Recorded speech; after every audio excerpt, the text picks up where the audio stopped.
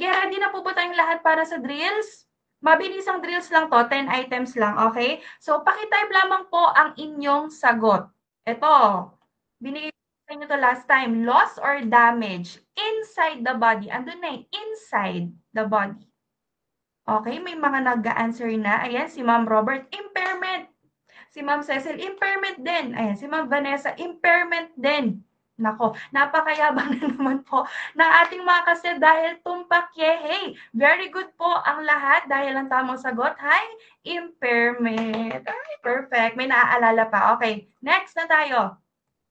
All learners in the Gen Ed class all the time. Ayan. Di ba? Inulit-ulit ko to nung last session natin. All learners, magkakasama all the time. Full time. Ayun na, nakita ko na.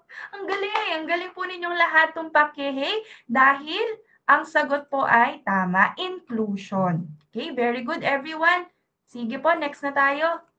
Ayan, people first policy. Alin dito po sa dalawa ang nag-a-adhere sa people first policy? Sige nga po, patingin nga. Ma'am Cecil then child with autism. Okay, very good po.